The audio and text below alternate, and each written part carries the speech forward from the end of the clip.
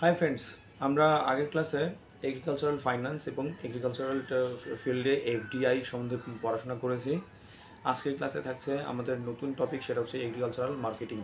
তো এই টপিকটা শুরু করার আগে আমরা চলো বোঝার চেষ্টা করি যে আমরা কোথায় আছি আর কতটুকু দূর এগোতে হবে আমাদের। প্রথমে আসি, আমরা এই চ্যাপ্টারে আমরা পড়েছি introduction, secondly current scenario of Indian agriculture, তারপর horticulture, seeds, fertilisers, cropping pattern, contract farming, agricultural finance, তারপর হচ্ছে এফডিআই ইন এগ্রিকালচার। তো আজকে আমরা পড়ছি 10 নম্বর টপিক হচ্ছে এগ্রিকালচারাল মার্কেটিং। আর তোমরা বুঝেই যাচ্ছ যে এটা যদি টপিক হয়ে যায় তার মানে প্রায় আমরা 50%-এর বেশি আমরা কভার করেই ফেলছি, কারণ বড় বড় টপিকগুলো আগে ছিল, পরের টপিকগুলো অতটাও বড় নয়, বেশ কিছু, কিন্তু লাস্ট 3-4 টপিক তো একেবারেই সহজ। তো চলো আজকে শুরু করি এগ্রিকালচারাল মার্কেটিং টপিকটা। মার্কেট হচ্ছে দু রকমের হয়, একটা রেগুলেটেড মার্কেট আর একটা হচ্ছে আনরেগুলেটেড মার্কেট। রেগুলেটেড মার্কেটগুলো হয় ডিরেক্টলি গভর্নমেন্টের হচ্ছে গিয়ে ইনফ্লুয়েন্স থাকে, আর আনরেগুলেটেড মার্কেটে কিন্তু গভর্নমেন্টের ডিরেক্টলি ইনফ্লুয়েন্স থাকে না। ফর এক্সাম্পল রুরাল হাট। আচ্ছা, আমাদের যে টপিক মানে কি ক্লাসটা শুধুমাত্র রেগুলেটেড মার্কেটের ক্ষেত্রেই প্রযোজ্য থাকবে, ঠিক আছে? আনরেগুলেটেড মার্কেটের কথা আমরা বলবো না। আচ্ছা, তো গভর্নমেন্ট এই মার্কেট সম্বন্ধিত যেসব প্রবলেম হয় সেগুলোকে সলভ করার জন্য একটা অ্যাক্ট নিয়ে আসছিল, মডেল এপিএমসি অ্যাক্ট 2003। তো আমরা একটু আগেই বললাম রেগুলেটেড মার্কেটকে রেগুলেট করে agricultural market produce market committee. তার মানে একটা বডি, যেটা অথরিটি, যে কিনা একটা কমিটি বসানো হয়েছে যেটা কিনা এই রেগুলেটেড মার্কেটকে রেগুলেশনের আন্ডারে নিয়ে আসে, ঠিক আছে? তো এই গভর্নমেন্ট কী তাহলে হচ্ছে যে অ্যাক্ট নিয়ে আসলো, তা এর 3টি টপিক আমরা পড়বো এই এপিএমসি অ্যাক্টের। প্রথমত হচ্ছে এই অ্যাক্টটা মানে আনার কারণটা কি, objectives, secondly features, thirdly challenges in APMC act 2003।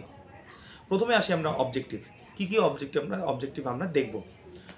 প্রথমত হচ্ছে এটার আনার কারণটা এফিশিয়েন্ট মার্কেটিং সিস্টেমে আনার জন্য, সেকেন্ডলি এগ্রিকালচারাল প্রডিউসকে ইনক্রিজ করার জন্য, থার্ডলি এগ্রিকালচারাল এক্সপোর্টকে বৃদ্ধি করা, আর ফোর্থলি এগ্রিকালচারাল ইনফ্রাস্ট্রাকচারকে বৃদ্ধি করা, যে মার্কেট মানে সেখান থেকে, ঠিক আছে? আর এই হচ্ছে আমাদের অবজেক্টিভ, যে এই efficient marketing system, agricultural produce increase, export increase, আর হচ্ছে কি যে মার্কেট ইনফ্রাস্ট্রাকচার ইনক্রিজ করা। এবার আসি আমরা ফিচার্সের মধ্যে পড়ছে কি কি, যে ডিরেক্টলি যাতে মানে ফার্মাররা বিক্রি করতে পারে এগ্রিকালচারাল প্রডিউসকে, সেই প্রভিশন আনা, যে ডিরেক্টলি মার্কেটিং ব্যাপার, মানে সেলিংয়ের প্রোডাক্ট হিসেবে। Secondly state agricultural produce marketing standards bureau, একটা অথরিটি এস্টাবলিশ করা, যারা কিনা মানে সে এগ্রিকালচারাল প্রডিউসের যে মানে সার্টিফিকেশন করা, কোয়ালিটি স্ট্যান্ডার্ড মেনটেন করার জন্য সার্টিফিকেশন দেওয়া, এই কাজগুলো করে। থার্ডলি যে কন্ট্রাক্ট ফার্মিংকে প্রমোট করা। ফোর্থলি ডিসপুট রেজলিউশন মানে মেকানিজম রাখা, যদি মার্কেটিংয়ের সময় যদি কোনো প্রবলেম দেখা দেয় তবে সেটাকে মানে কি দেখভাল করা, যে ডিসপুট যদি হয় তখন সেটাকে কি বলবো, রিজলিউশন করার জন্য একটা মেকানিজম রাখার জন্য। তাহলে কি কি বললাম, একটা হচ্ছে যে প্রোডাক্টের সেলিং ডিরেক্টলি, তারপর state agricultural produce marketing standards bureau তৈরি করা, এস্টাবলিশ করা, কোয়ালিটি স্ট্যান্ডার্ড মেনটেন করার জন্য কন্ট্রাক্ট ফার্মিংকে প্রমোট করা, তারপর হচ্ছে কি ডিসপুট রেজলিউশন মেকানিজম রাখা। তারপর আসি আমরা নতুন সেই মার্কেটের কোনো নতুন ডেটা আসলো, মার্কেটিংয়ের জন্য কেউ নতুন জয়েন করলো, রেজিস্টার করলো, মানে সেই সব তাদের হচ্ছে কি বায়োডেটা রাখা, তারপর হচ্ছে কি মার্কেটিংয়ের সময় কেমন দাম যাচ্ছে কোনো মানে প্রোডাক্টের, সেটা খেয়াল মানে কি নোট করা, এসব কিছু হচ্ছে যে মানে ম্যানেজমেন্টের যে কথা বলা হয়েছে এগুলো করা। তারপর হচ্ছে স্পেশাল কমোডিটির জন্য, এগ্রিকালচার কমোডিটির জন্য স্পেশাল মার্কেটটা তৈরি করা। স্পেশাল কমোডিটি মানে যেটা হাইলি পেরিস্ট, মানে অল্প টাইমে যেটা নষ্ট হয়ে যায় সেটাকে মানে তার জন্য স্পেশাল মার্কেট রাখা, সেগুলো স্টোরেজের জন্য মানে ব্যবস্থা রাখা, এগুলো কিন্তু এপিএমসি অ্যাক্টের মধ্যে আসে। তারপর সিঙ্গেল লিভাই মানে কি নেওয়া, যে একবার আমি লিভাই নিয়ে নিয়েছি, কর নিয়ে নিয়েছি, আর সেকেন্ডলি মানে কি কোনো ফিস না নেওয়া, তো এইসবের কথা বলা হয়। এই হচ্ছে এপিএমসি অ্যাক্টের বেশ কিছু ফিচার্স। তাহলে আমরা রিভিশন করি, কী কী পড়লাম। প্রথমে ইন্ট্রোডাকশনরি পার্ট কিছু পড়লাম, অবজেক্টিভ পড়লাম, ফিচার্স পড়লাম। হ্যাঁ, তো আমরা একবার রিভিশন করি। অবজেক্টিভসের মধ্যে পড়ে efficient marketing system, agri processing এবং এক্সপোর্টকে ইনক্রিজ করা, এগ্রিকালচারাল ইনফ্রাস্ট্রাকচারকে ইনক্রিজ করে দেওয়া। তারপর হচ্ছে কি যে ফিচার্সে কি আসবে, ডিরেক্ট সেলিং, তারপর secondly quality standard, thirdly contract farming, fourthly dispute resolution mechanism, তারপর অ্যারাইভাল অফ ইনফরমেশন এবং হচ্ছে কি যে সেগুলো recording, information recording, first second thirdly হচ্ছে কি special market for special commodity. তারপর হচ্ছে যে কি বলে, নতুন যদি কোনো হচ্ছে কোনো সেলার আসে বা ডিস্ট্রিবিউটর হয় বা মার্কেটিংয়ের জন্য কেউ যদি আসে, তাহলে সেটাকে রেজিস্ট্রেশন করা, সিঙ্গেল লিভাই ম্যানেজমেন্ট রাখা, সিঙ্গেল লিভাই করা। এবার আসি আমরা চ্যালেঞ্জেস, কী কী চ্যালেঞ্জেস দেখতে পাচ্ছি আমরা।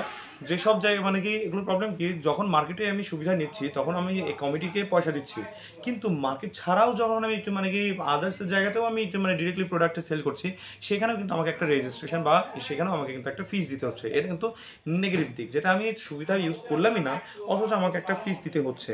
তারপর মানে সময়ের সঙ্গে সঙ্গে যখন ইন্টারনেটে চলে আসে তখন ইলেকট্রনিক অকশনিং প্রসেস চলে আসে। তো সেই ইলেকট্রনিক অকশনের ক্ষেত্রেও কিন্তু যে কোনো মেকানিজম কিন্তু রাখা হয়নি। হ্যাঁ, তখনকার দিনে হচ্ছে গভর্নমেন্টের সীমিত একটা ফ্যাসিলিটিস ছিল। তো গভর্নমেন্ট কিন্তু সেই অকশনিং যে প্রসেস কিন্তু রাখেনি, তাহলে সেটাকেও ইনক্লুড করা। আর ট্রান্সপারেন্সির কিন্তু একটা প্রবলেম থেকেই যায়, যখন ইলেকট্রনিকভাবে বা ইন্টারনেটের মাধ্যমে যখন ইউজ হচ্ছে না, অনলাইনের মাধ্যমে যখন হচ্ছে না, অফলাইনভাবে হচ্ছে, তখন কিন্তু একটা ট্রান্সপারেন্সির কিন্তু একটা অভাব রয়েই যাচ্ছে। আচ্ছা, তারপর যখন আমি আলাদা আলাদা মার্কেটে নিয়ে যাচ্ছি একই প্রোডাক্টকে, কিন্তু তো সেখানে কিন্তু আগে মাল্টিপল মানে কি যে লিভাই করা হতো, তো সেটাকে ট্র্যাক করা যে একবারে লিভাই হয়েছে কি না হয়েছে, বা যেটা হলেও ঠিকঠাকভাবে ইউটিলাইজ করা, সেটা কিন্তু হয়নি মান্ডির ক্ষেত্রে, মানে ট্রেডিংয়ের সময়। তারপর আম, কি বলে যে সেরকম হর্টিকালচারের জন্য সেরকমভাবে স্টোরেজ মেকানিজম ছিল না, তো সেইটাকে তৈরি করার কথা পরবর্তীতে বলা হয়। এই হচ্ছে কি যে আমাদের এপিএমসি অ্যাক্ট নিয়ে বিভিন্ন ইনফরমেশন, আশা করি ইনফরমেটিভ করতে পারছি। যদি কোনো কনসেপচুয়ালি ক্ল্যারিটি না হয় তাহলে আমাকে অবশ্যই জানাবে, আর যদি কোনো ইনফরমেশন ভুল থাকে তাহলে কমেন্টে জানাবে, আমি ওটাকে আপগ্রেড করব। ঠিক আছে, হতেই পারে আমার ভুল ভ্রান্তি থাকতে পারে, কারণ কি আমি তো কেমিস্ট্রি স্টুডেন্ট আর জিও সায়েন্টিস্ট, আমি তো আমার ক্ষেত্রে ভুল হওয়াটাই স্বাভাবিক। ইকোনমি তো আমি মানে জাস্ট শুরু করলাম যে ইউপিএসসি প্রিপারেশনের জন্য। ঠিক আছে, তো ভালো করে পড়ো, অল দ্য বেস্ট, বাই। তো নেক্সট ক্লাসে আমরা আরও ইনফরমেটিভ কিছু জিনিস নিয়ে আসছি।